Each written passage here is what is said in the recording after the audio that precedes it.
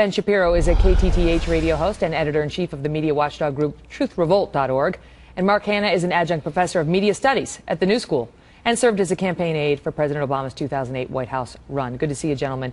Now, they're already saying that they're going to reevaluate this policy in light of this one FCC commissioner coming out and speaking so publicly about it, and now some of the backlash, but not abandon it.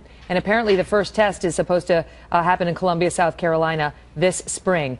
Among the other things they wanted to talk about, Ben, was a station's perceived bias, the process by which stories are selected. Newsroom policing is how the FCC commissioner described it. And the question I have for you is what on earth would make the administration think it could get away with this?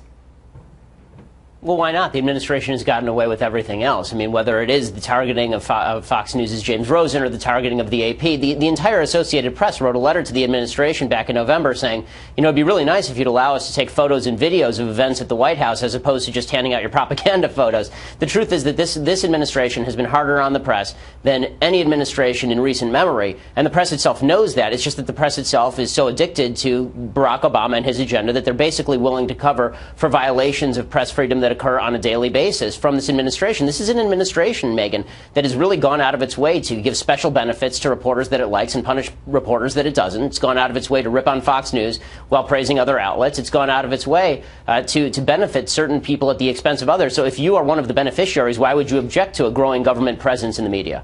Mark? Look, this country has had a long legacy of an oppositional, adversarial press that's been commercial and free of government interference. That is what distinguishes our media system from nearly every other country in the world. So if there were any trace whatsoever that the government was trying to interfere with press coverage, I would be the first one to sound the alarm. We've got to be very careful here, though, in reporting what this is about. I think the other guest, Ben, is being a little bit sensitive. What this is a study, an academic study where media organizations are free to participate if they want. They're free to not participate if they don't want. And it's about the critical information I'm going to let you finish your point, but just for American context. People, hold on. I'm going to let sure. you finish. But on the voluntariness point, which is a legitimate point if true, what journalists have already objected to, saying if it's the licensing organization that you have to respond to who's saying, oh, trust me, it's up to you whether you want to participate, there is an inequity in the power there that may make some media organizations feel as though they need to say yes. But I'll let you finish your point. Megan, I think Fox News has quite a bit of power. I think MSNBC has power. I think media organizations aren't wanting for power when it comes to the to government. They keep the presidential power in check. That's their role. That's your role, and you do it every night.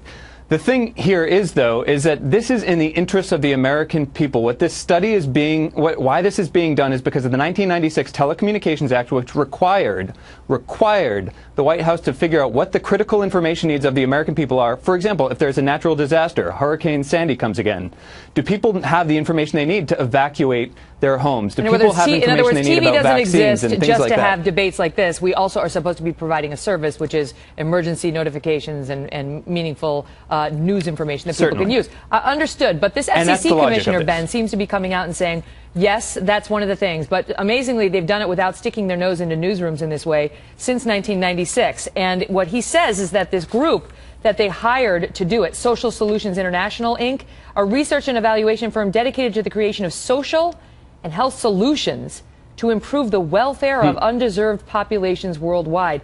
They're founded on the values of diversity, social responsibility, and quality, grounded in the concept of positive change, and they're the ones who are going to start asking about whether a station is biased and its perceived responsiveness to certain stories and populations, and the process by which stories are selected, and the internal debate that goes into story selection.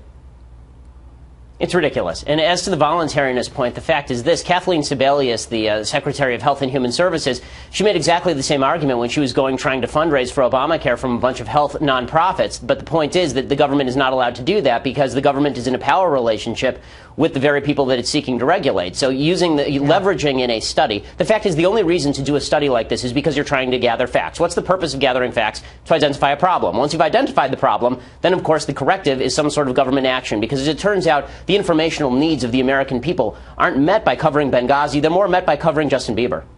Go ahead, Mark. I'll give you the last word.